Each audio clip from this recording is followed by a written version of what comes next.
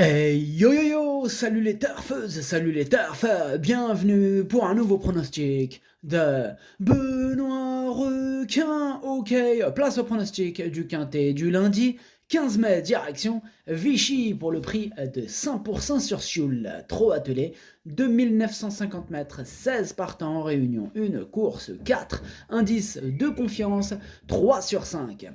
Petit retour sur le quintet du samedi 13 mai, c'est le 7 qui faisait partie en plus de mes chevaux de complément. Cette vidéo, je la tourne avant l'arrivée du quintet de ce dimanche, je reviendrai dessus demain. Ok, c'est parti, on commence le pronostic et on commence avec le numéro 1, Géant Sartois. Et on écoute l'entraîneur Guillaume Richard Huguet. Géant Sartois n'est pas un cheval évident, mais c'est un trotteur de qualité qui n'a besoin de personne pour faire un bon parcours. Il est très bien et s'il est dans un bon jour, il a une belle carte à jouer. Eh bien, ce numéro 1, je ne l'ai pas retenu. Par contre, c'est lui qui est en tête sur ma petite liste des possibles casseurs de tickets repérés. Attention à lui. Ce numéro 1 est Kiken. On passe au numéro 2, Gibus d'Arche, et on écoute l'entraîneur Emmanuel Varin. Gibus d'Arche vient de bien se comporter à plusieurs reprises sur des pistes en herbe. J'ai voulu lui trouver des tâches faciles et il n'a pas toujours été chanceux ces derniers mois, ce qui explique ses quelques disqualifications. Sa forme ne fait aucun doute et il va se plaire sur ce tracé. Même s'il n'a pas de marge, il peut s'immiscer dans le quintet à l'issue d'un bon parcours. Eh bien, ce numéro 2, c'est un regret, c'est mon deuxième cheval de complément en cas de non partant. Attention, ce numéro 2, Idomenoko Kai. On passe au numéro 3, Flora Scotia, et on écoute Alain Chavat.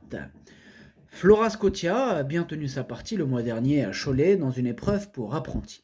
Auparavant, elle avait alterné le bon et le moins bon. Elle manque de régularité et reste imprévisible, mais elle apprécie la piste de Vichy et l'engagement au premier poteau reste très favorable. Elle a besoin d'un bon parcours, mais sa place est dans le quintet si elle est décidée. Eh bien, ce numéro 3, moi je l'ai retenu en bout de combinaison. Ce numéro 3, Nanaï. On enchaîne avec le numéro 4, Flash Money, et on écoute Anthony Tintillet. Après avoir aligné les bonnes performances cet hiver, Flash Money effectuait une petite rentrée en étant ferré dernièrement à Moulins. Il me paraît bien, même s'il n'est pas démonstratif à l'entraînement. Je ne vous cache pas que j'ai essayé de le préparer pour ce bel engagement. J'aimerais gagner une belle course dans ma région. Sur le papier, il a sa place dans les 3 premiers. Eh bien, ce numéro 4 fait partie de mes préférés. Je l'ai gardé très haut en deuxième position. Ce numéro 4, Watashi no Nibame no Okineri. On passe au numéro 5, Esprit de Belfond. Et on écoute Julien Chevreux. Esprit de Belfond avait connu une baisse de régime cet hiver, mais sa dernière course à Vitré est encourageante. Cette sortie va lui permettre d'arriver au mieux pour un prochain engagement sur l'herbe où il est plus performant. Même s'il est bien engagé au premier échelon, sa tâche s'annonce compliquée. Ce numéro 5, je ne l'ai pas retenu. Ce numéro 5, Caqueux. On passe au numéro 6, Girl Petit Vinière. On écoute Pet Vinière, pardon. On écoute Sylvain Roger. La dernière fois, Girl Pet Vinière était bonne, car elle s'est retrouvée un long moment le nez au vent, ce qui n'est pas sa meilleure façon de courir. Elle a été très courageuse pour s'imposer de justesse. Ici, l'engagement est parfait, elle a bien travaillé. Il faudra essayer de la cacher. Si tout se passe bien, je compte sur elle.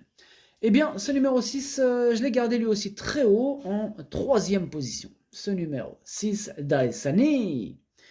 On passe au numéro 7, Jinko Telloy, et on écoute Franck Leblanc. Il ne faut pas le condamner sur sa dernière sortie. Jinko Telloy n'est pas de tous les jours, mais ses performances précédentes étaient très bonnes. Lundi, il bénéficie d'un engagement sur mesure, à la limite du recul, face à ses aînés. La corde à droite ne lui pose aucun problème. Il lui suffirait de se montrer sage pour terminer dans les 3 premiers. Ah, il fait mal à la tête ce numéro 7, Jinko Telloy, c'est un spécialiste de la disqualification. Avec lui, c'est tout, rien.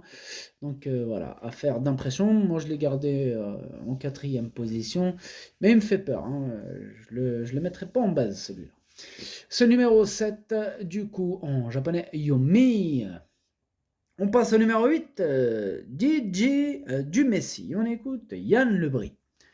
Didi du Messi vient d'effectuer une rentrée correcte à Lyon-Paris alors qu'il était ferré. Dans la foulée, il découvre un engagement idéal à la limite du recul. Cela dit, il est moins à l'aise à droite et il rencontre des plus jeunes. Cette tentative va principalement lui permettre de préparer un prochain engagement corde à gauche. Lundi, il n'aura pas la partie facile, nous dit Anne Lebris.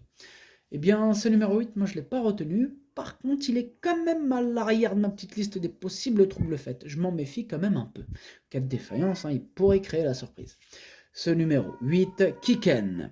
On passe au numéro 9, Étoile Rouge, et on écoute Emmanuel Varin. Étoile Rouge vient d'effectuer une très bonne rentrée à Bordeaux. Elle avait réalisé une excellente saison 2022 et me paraît revenue aussi bien. Elle va apprécier la piste de Vichy. Ce n'est jamais facile de rendre la distance, mais le lot est touffu, il n'y a pas d'épouvantail. Avec l'aide de Mathieu, elle devrait accrocher une place dans le quintet. Eh bien, ce numéro 9, moi je l'ai gardé et je l'ai mis exactement à la 6e position. Ce numéro 9, dos cueilli. On passe au numéro 10, Empereur du CB, et on écoute Bastien Cléret. Empereur du CB est arrivé à l'écurie cet hiver après avoir été longuement arrêté. Il a un peu de travail derrière lui, mais il va avoir besoin de plusieurs parcours pour revenir à son meilleur niveau. Pour cette rentrée, après bientôt un an d'absence, il est préférable de l'écarter, même s'il apprécie cette piste. Eh bien, c'est ce que j'ai fait, ce numéro 10, je l'ai écarté. Ce numéro 10, Caqueux. On enchaîne avec le numéro 11, Élixir du Rabutin, et on écoute Guillaume Richard Huguet. Cela peut lui arriver de partir au galop à la volte, comme l'avant-dernière fois. On va faire 2 ou 3 réglages. Élixir du Rabutin est en forme, bon droitier et peut tirer son épingle du jeu. Il a récemment fait l'arrivée avec de bons chevaux. Sachez qu'il ne faut pas de coup de frein, car il n'aime pas ça. Eh bien, ce numéro 11, moi je l'ai gardé en bout de combinaison. Ce numéro 11, Hati. On passe au numéro 12, Eros du Fossé, et on écoute Michael Cormy. Eros du Fossé est en forme, mais nous sommes un peu coincés par ses gains. Voilà pourquoi il a du mal. On court car on est à côté de la maison, mais je pense que c'est mission impossible pour lui. Ce numéro 12, du coup, je ne l'ai pas retenu, j'en ai préféré d'autres. Ce numéro 12, Caqueux. On passe au numéro 13, Formy, et on écoute Charles-Antoine Marie. En dernier lieu, le lot était relevé, on a joué notre va-tout en allant devant. Formy a bien tenu sa partie jusqu'à l'entrée de la ligne droite, puis a un peu baissé les armes. Il a très bien couru, n'a pas pris dur, il est très bien. Il est toujours difficile de rendre 25 mètres sur cette piste, mais il descend de catégorie. Si cela se passe bien, il peut rentrer dans les 5 premiers. Eh bien, moi, ce numéro 13, je l'ai gardé en 5e position. Ce numéro 13, Doi. On enchaîne avec le numéro 14, Day de Belloué. Et on écoute Julien Chevreux. Day de Belloué reste sur une sortie encourageante à Pontchâteau. Il aurait pu finir dans le quintet si j'avais donné les bons ordres à son driver. Il est désormais préférable de venir de derrière. Il revient bien après un passage à vide cet hiver et la longue ligne droite de Vichy va servir ses intérêts. Il affronte quelques plus jeunes, mais je compte sur lui pour terminer dans les 5 premiers. Eh bien, ce numéro 14, je ne l'ai pas retenu, du coup, on ne peut pas tous les mettre. Par contre, il est quand même en plein milieu de ma petite liste des possibles troubles faits. C'est pas une impossibilité en cas de défaillance, attention, possible surprise. Ce numéro 14, Kiken. On passe au numéro 15, Florine de Viette, et on écoute Michael Cormy. Florine de Viette a bien couru en dernier lieu à Marseille-Borelli. Elle est en forme ascendante et va bien corde à droite. Elle court de façon un peu rapprochée et a l'inconvénient de rendre 25 mètres, donc sa tâche n'est pas évidente. Je la vois pour une 5e ou 6e place. Eh bien, ce numéro 15, c'est lui mon gros regret, c'est lui mon cheval de complément en cas de non-partant. Attention, possible cassage en vue. Ce numéro 15, Kokai. Et on termine avec le numéro 16, Gold River, et on écoute Alexandre Abrivard. Gold River n'était pas au mieux cet hiver, il a effectué un break, il est mieux. On a essayé de le préparer pour ce bel engagement, car il est difficile de trouver de meilleures conditions de course. C'est un bon droitier, comme le prouvent ses succès du Bouscat et de Caen l'an passé.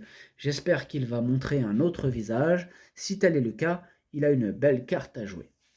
Eh bien, moi, ce numéro 16, c'est mon préféré et je l'ai installé en tête. Ce numéro 16, Okineri. Le pronostic, ça donne 16, 4, 6, 7, 13, 9, 3, 11. Merci d'avoir suivi cette vidéo. N'hésitez pas à mettre un pouce bleu si la vidéo vous a plu. Pour accéder à tous mes tickets pour la course du Quintet, rendez-vous directement en description de la vidéo. À jouer avec modération. Bonne chance. Chopez-le moi. Ciao.